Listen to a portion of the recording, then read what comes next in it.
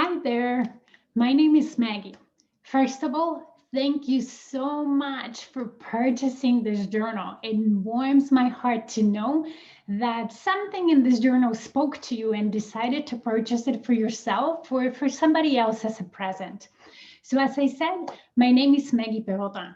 I live in Canada with my family. We're a blended family with 4 kids. And I'm a business and leadership coach, helping entrepreneurs grow widely successful business while achieving balance in life. And before I tell you how to use this journal for your benefit, not necessarily only for your business, but you can use it for your personal goal, I want to share a story with you as to how did I come to authoring a journal, especially as a business coach. So about 3 years ago, I was doing demanding corporate job, and there was so many demands in it that I worked nonstop without seeing the light in the tunnel and almost burnt myself out. And the only reason why I didn't get there or almost got there, but why I stopped the craziness, it's because I'm a Sagittarius and I felt trapped. And we Sagittariuses like to be free. So when I felt trapped, I freaked out and I decided no more. I have to do something about it. I can't be going on, 7 days a week, 24/7, working nonstop without seeing my young family, without having time for myself and so on. And what I did is I enrolled in a high-end, high performance coaching program that allowed me to realize that we don't have to actually work 24/7 to be effective. We can focus also on things that are important to us, like our family, ourselves, our hobbies, volunteering, or whatever the case might be. And I learned a system or really a lifestyle during that program that I slowly adapted to my needs, to my life. And with it, I started journaling. I'm a pen and paper person, and I like to put things on paper rather than only on my laptop or my apps. And I used regular notebooks and so on, but with time I developed a system of that journal that started repeating itself week after week. And when I met Susie, who designed this cover and designed the layout and worked with me and introduced me to made this idea possible, I actually decided to jump in and share that system of mine with anybody who wants it. So here I am recording this masterclass to help you use this journal in a way that suits you, in a way that works for you. It's not about you fitting your life into this journal, it's the other way around. I hope that this journal will fit into your lifestyle. It will help you improve it and get better, get more focused, and get the results, get the goals that you want, and it will help you with it. All right, so how do we use this journal? This journal will last you for 3 months. So about 90 days, it has enough weeks for 3 months. And I don't know if you checked me out yet on my website, stairwaytoleadership.com or not, but I'm all about simplicity. I don't like complicated systems because then when we're busy, when life gets hectic and so on, complicated, nobody can follow it, right? Complicated works when everything is perfect. But the last time I checked, nobody's perfect. Nobody's life is perfect. So simple systems, I love those. Also focus, because our energy and the time we have for different things in our life is always finite. So when we try to spread ourselves too thin on too many things, we don't accomplish much. We don't have time to really put into things to see big results that maybe we're hoping for. So when we focus on the things, when we're clear on things that are important to us and we focus on them, then we channel more of energy and more of time into them. And that's how we amplify the results. That's how we get better results we want to get. Okay, so that's why what I'm asking you to do in this journal is to put in one overarching goals for 3 months. You can change it 3 months later. If you achieve everything you wanted to achieve, you don't need to carry it on for years on end. 3 months. And I'm giving you in the journal 2 examples, a business goal and a personal goal. So for example, in a business, in the next 3 months, I want to make $30,000, $10,000, $100,000, whatever it is, or I want to have certain amount of clients. In your personal life, maybe it's my wedding is coming.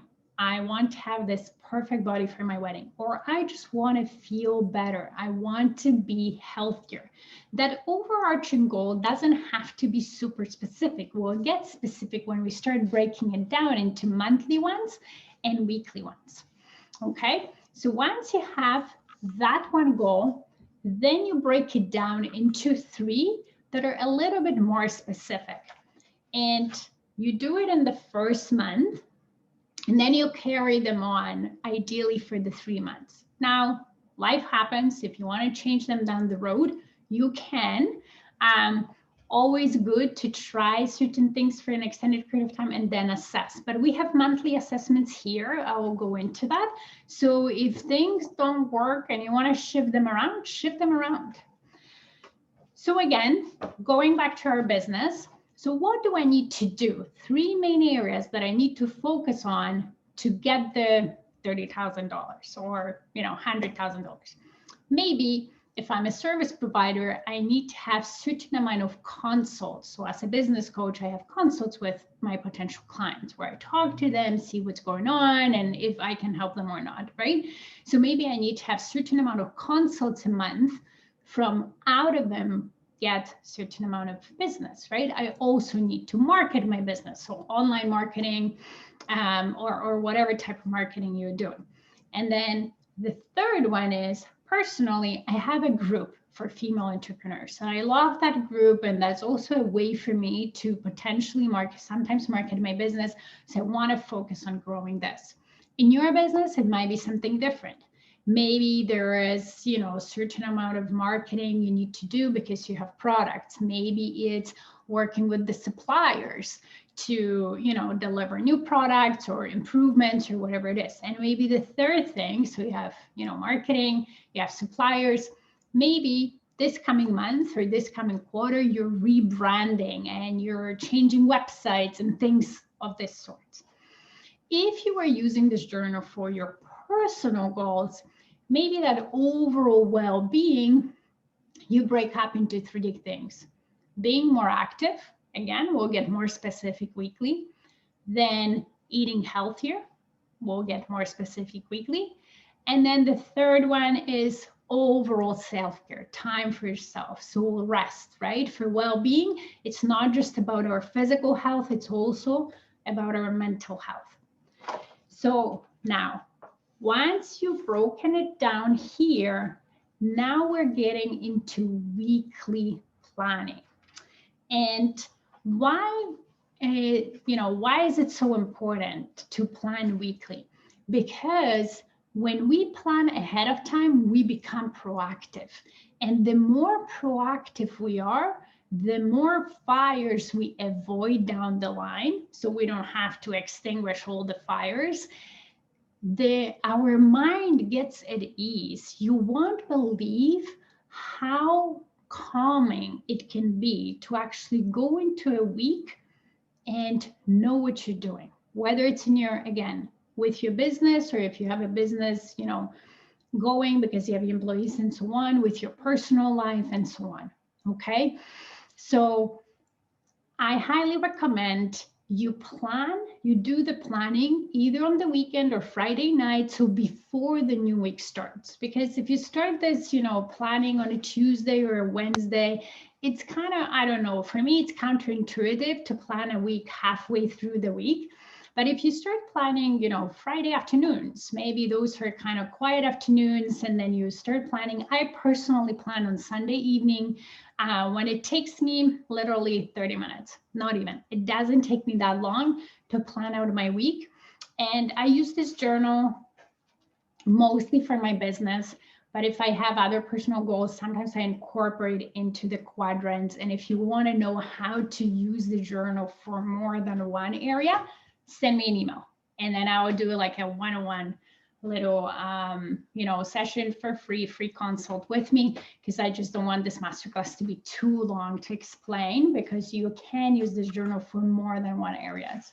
It's just more complicated, right? And we don't want like complicated, so I will keep it simple for now here. Because what happens is, once you know your priorities, then we need to take action to make it happen, right? Nothing happens if we just write it down.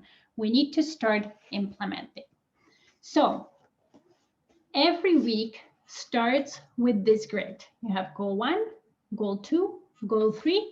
This is things that you maybe want to note, or things that you think you're supposed to do, especially on your business. Never always to-do list, or even our well-being, or I have to go to grocery store and I need to do this and I need to do that. That some of them, maybe you'll ask for help. Maybe you delegate to, ideally delegate to employees or partners and so on. Or sometimes you realize that even if you don't do those things, the world will not end, and they'll slowly go away from your list, and you'll really notice that the more you plan here, that list will become smaller. In the beginning, I bet you it will be very long, and you're like, oh my God, Maggie, what am I gonna do with it? But the more you focus on the key areas that you want to improve, on the key areas you're using this journal for, the side things that are related to them will slowly go away. So what you're going to do is, first, look at your calendar, think about the week ahead of you, and think if there are any things that you already have planned for one of those goals, right? So my consults, my online marketing, my group, or I want to be active, eat healthier, or mental health, or kind of overall self-care, more self-care. Do you have anything planned? Maybe you already have some consults. Maybe your online marketing, you've already, scheduled some lives, or whatever the case might be. In your health area, maybe you've already, signed up for some sort of course on how to cook better, or maybe healthier, right? Or maybe you have massage appointment already booked. So you put in what you already have, and you make sure that those appointments are in your calendar. Now, once you have that, you also want to think, okay, with the time that I know for the area of focus here, because it's not about you spending, again, 24/7 for that area. It's for you first figuring out, what time do I have to, for myself, for my healthcare and so on. So for example, grocery shopping, am I doing it on a Saturday? If I wanted to be more active, maybe I'm going to decide to go for a walk every day. So what's the best time I can do it? Is it the morning? Is it the noon? Is it the evening, right? And so on. If I want to eat healthier, right? I'm going to prepare grocery lists so I can cook, and I'll have my class, right? So when am I going to do that? You'll start listing the things from the next week that you think, you can do, you can fit in your schedule, and you'll put them in here. So once you put everything in here, then we're going to validate and check if indeed you can fit that into your schedule. So then you would take those things and you'll start putting in your calendar for the amount of time that you think it will take you to see that, yes, you can accomplish them all, or no, Maggie, I'm trying to overschedule myself. So you're right here, you can eliminate that overwhelm. You can take those things away and rejuggle them and think, oh, I can do it all next week. What am I going to do? Maybe I can push some things to the following week. Or maybe the unimportant things that I was planning to do, I'll scratch them so I can fit something more important. So that's why planning is so important ahead of time, because it can save you so many headaches down the road. It can save you the realizations that, oh my God, I was trying to do too much. I've committed too much of my time. I promised too many things to other people. Once you fill that in, you put things in the schedule, you will start going into Monday much more relaxed and prepared. Now, every day, as you complete the day. I do it in the evening before going to bed so I can wind down and sort of ground myself, watching TV right before bed or scrolling through Facebook, looking at things. It's actually just um, doesn't allow you to fall asleep faster. Like the screen time is actually not good for us. It's scientifically proven. We get more agitated and it's harder to fall asleep. So if you adopt a habit of actually writing in a journal 15 minutes, 10 minutes before bed, it can also have beneficial effects on your sleep. So then every day, but again, it needs to fit your life. You can do it in the morning, you can do it in the afternoon, whenever you can. Think about 5 things you're grateful for. Why am I asking you to, either continue maybe the habit that you have or adopt a habit of gratitude? It's because it makes us feel good. It's about appreciating the little things that we have in life. They don't have to be, amazing, like some spectacular things. We can be grateful for having roof under over our head, or having a fantastic dinner that we prepared, or having a little hugs with our loved ones, or some laughs with friends, or just going for a walk and the weather was beautiful. The act of gratitude allows us to put our mind at ease. We can be angry, we can be sad at the same time. We actually raise our vibration, we raise the state, we feel better. And going to sleep like this also, or starting a day like this, or even throughout the day, improves your mood. This journal is not just about you hitting the goals and achieving the goals, but also feeling better in your body, mentally, and so on. So 5 things you're grateful for. And I know, so for some people in the beginning, it's a challenge. So I'm challenging you. I bet there is 5 things every day, even if it was a shitty day, that you can be grateful for. Then 3 things that you're proud of for yourself. Being proud of us, sometimes we feel it as cocky.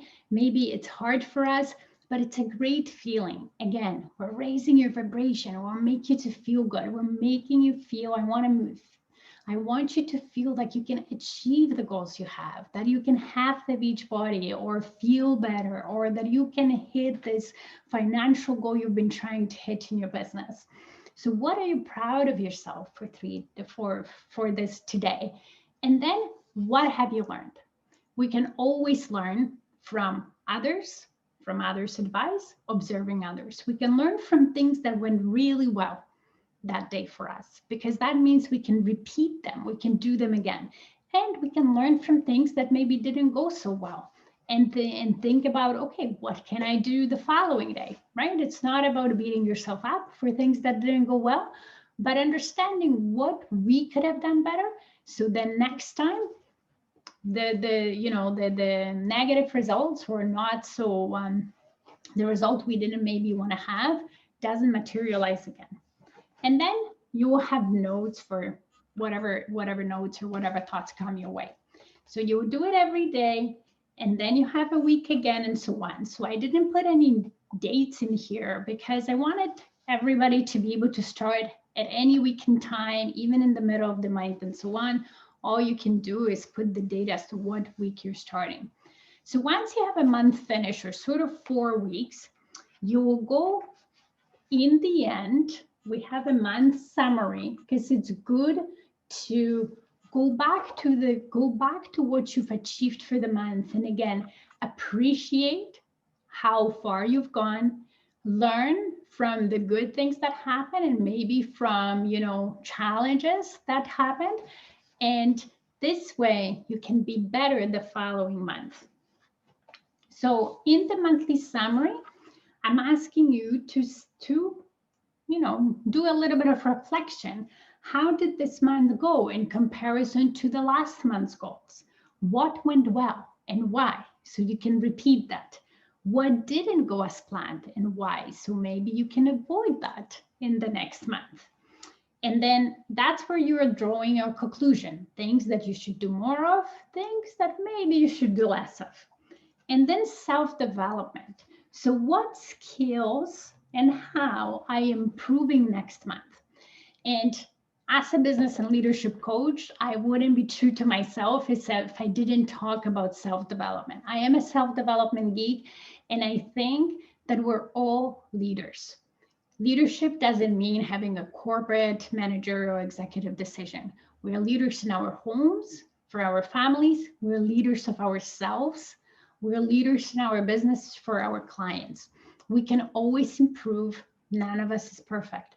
So knowing what goals I want to achieve next month, and think about the skills that I need to get there. So, for example, if I want to be healthier, and it's good to cook at home when I'm healthy, right? So I don't rely on some additives and processed food, and going to restaurants is expensive, or if we're in a COVID, then it's a lockdown and so on.